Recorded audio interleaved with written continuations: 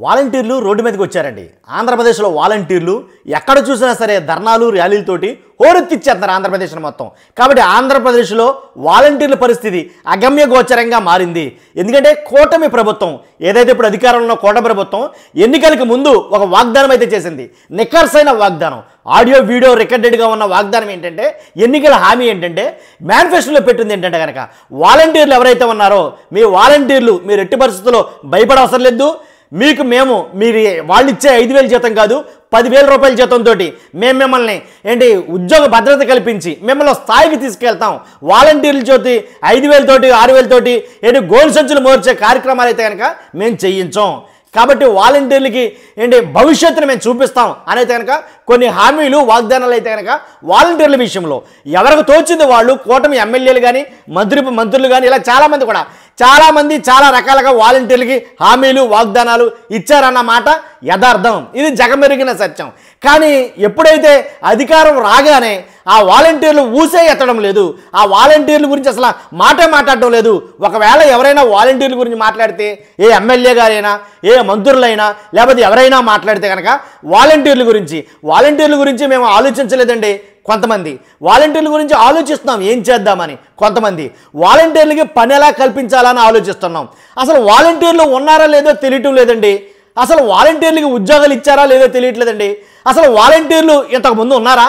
అసలు వాలంటీర్ వ్యవస్థ ఎక్కడుందండి నాకు తెలియకడుతాను అని కొంతమంది. అసలు వాలంటీర్లు వ్యవస్థే లేనప్పుడు అసలు పుట్టని పిల్లోడికి పేరు పెట్టమంటారు ఏంటండి మీరు?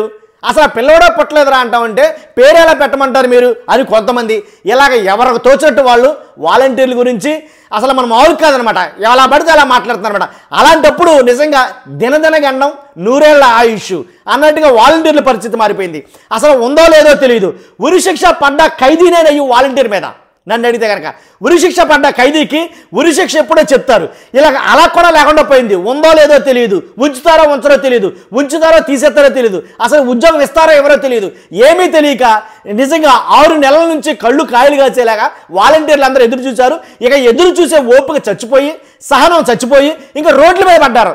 రోడ్ల మీద పడి అయ్యా భిక్షాందేహి అన్నట్టుగా, అయ్యా మీరు ఏదైతే వాగ్దానం చేశారో, అయ్యా మీరు హామీలు ఇచ్చారు కదా, ఆ హామీలు ఏవైతే ఉన్నాయో బాబు మీరు చెప్తానన్నటువంటి ఏదైతే చెప్పారో ఆ మాటలన్నీ నెరవేర్చండి స్వామి, మాకు ఇస్తానన్న ఉద్యోగాలు ఏమి ఇప్పించండి, పోనీ 10,000 కాదు 5,000కే ఉద్యోగాలు ఇప్పించండి అనే పరిస్థితికి దిగజారిపోయింది వాలంటీర్లు. నిజంగానండి. కాబట్టి వాలంటీర్ వ్యవస్థ ఉందా లేదా అని అనేసరికి వీళ్ళ గుండెలో రాయిలు పడిపోయాయి నిజంగాను.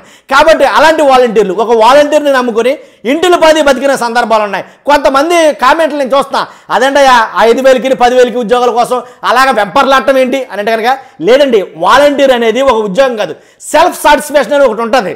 ఖచ్చితంగా ప్రతి ఉద్యోగానికి ఒక సెల్ఫ్ సాటిస్ఫాక్షన్ అనేది ఉండాలంటారు. ఏమో వాళ్ళు ఆ వాలంటీర్ ఉద్యోగంలో ఏం సెల్ఫ్ సాటిస్ఫాక్షన్ ఎత్తుక్కున్నారో తెలియదు. కాబట్టి వాళ్ళకి తృప్తినిచ్చే ఉద్యోగం అదేనేమో. అంటే ఓ పక్క నుంచి సేవ, ఇంకో పక్క నుంచి జీతం చాలు ఈ జన్మకు అనుకున్నారో ఏంటో తెలియదు. మొత్తానికి వాటికి అయితే అంత ఇంపార్టెన్స్ ఇచ్చారు. అలా కాకపోయినా సరే ఉద్యోగం ఏదైనా గవర్నమెంట్కి సంబంధించింది కాబట్టి చెప్పుకోవడానికి బాగుంటుంది, సమాజంలో ఒక హుందాతనం ఉంటుంది అని అనుకున్నారంటే కనుక ఆ 10,000 జీతం కోసమే నానా అగచాట్లు పడుతున్నారు అన్నమాట వాస్తవం. కాబట్టి కొంతమంది కామెంట్లు పెట్టే వాళ్ళకి ఇది నేను చెప్పే సమాధానం. మరింకోటి ఏంటంటే కనుక ఏదైతే వాలంటీర్లకు ఇస్తానన్నారో కక్కిన కూడికి ఆశించకండి అయ్యా. ఏదైతే వాలంటీర్లకు ఇస్తానన్నారో ఆ ఉద్యోగాలు అయ్యో వాళ్ళకి ఇచ్చేయండి. రోడ్ల మీద ఆడ మగ అనే తేడా లేకుండా పాపం రోడ్ల మీద ధర్నాలు చేస్తున్నారు, కొవ్వొత్తుల ర్యాలీలు చేస్తున్నారు, కలెక్టరేట్లు ముట్టడిలు చేస్తున్నారు, ఇలా చాలా చేస్తున్నారు. వాళ్ళకి రాజకీయం తెలియదు, వాళ్ళకి ఏ పార్టీ అనేది అనవసరం, వాళ్ళకి కావాల్సింది వాలంటీర్ ఉద్యోగం. కాబట్టి జగన్మోహన్ రెడ్డి గారికి హయాంలో పెట్టిన వాలంటీర్లు వాళ్ళు వైఎస్ఆర్సీపీ కార్యకర్తలు కొంతమంది కాదు, కూటమికి సంబంధించిన వాళ్ళు కొంతమంది ఉన్నారని ఇలాగా పార్టీలు పెట్టి మమ్మల్ని వేరు చేయొద్దు, మాకు పార్టీలు మాకు అవసరం లేదు, రాజకీయాలు మాకు వద్దు, మాకు కావాల్సిందల్లా మా ఉద్యోగం. మీరు ఏదైతే 10,000 ఇస్తున్నారో ఆ 10,000 చాలు మహాప్రభు, ఆ ఉద్యోగం అది ఇప్పించండి అని చెప్పేసి కాళ్ళ వేళ్ళ ఆళ్ళం ఏళ్ళని లేదు. ఏ ఎమ్మెల్యే దొరికితే ఆ ఎమ్మెల్యేకి వినతి పత్రం, ఏ మంత్రి దొరికితే ఆ మంత్రికి వినతి పత్రం ఇవ్వడం, కాళ్ళ మీద మీద పట్టడం, వినతిపత్రం ఇవ్వటం, కాలు మీద పెట్టడం, ఎలా అయిపోయింది పాపం వాలంటీర్ల పరిస్థితి. 2,60,000 మందిని ఖచ్చితంగా ఎట్టి పరిస్థితుల్లో వాలంటీర్ల జాబు ఇవ్వాలి, లేదా ఇస్తాము, లేదా లేదు ఇవ్వలేం అని అయితే కనుక చెప్పేస్తే, కర్రాఖండిగా చెప్పేస్తే కనుక గొడవ లేకుండా పోతుంది. వాళ్ళ ఉద్యోగాలు అయ్యో వాళ్ళు ఎత్తుక్కుంటారు, లేకపోతే పనులకు ఎక్కడికో పోతారు. కానీ ఉంచుతారా ఉంచరా, ఇస్తారా ఎవరా తెలియక ఆ మేమాంసలో, ఆ సందిగ్ధ అవస్థలో నలిగిపోతున్నారు వాలంటీర్లు అందరూ. అందుగురించి అది తట్టుకోలేకే రోడ్ల మీద పడ్డారు. ఆంధ్రప్రదేశ్ వైపు ఈ వాలంటీర్లు కోసం నిజంగా అన్ని రాష్ట్రాలు చూసాయి ఒకనొక టైంలో. ఈ వాలంటీర్ల గురించి అన్ని రాష్ట్రాలు వాలంటీర్ వ్యవస్థ మీద స్టడీ చేయడానికి అన్ని రాష్ట్రాలు ఆంధ్రప్రదేశ్ వైపు చూసాయి. కొన్ని రాష్ట్రాల నుంచి వచ్చారు ఆంధ్రప్రదేశ్కి, వాలంటీర్ వ్యవస్థ ఎలా పనిచేస్తుంది, ఏంటి దాని విధి విధానాలు ఏంటి తెలుసుకోవడానికి వచ్చారు.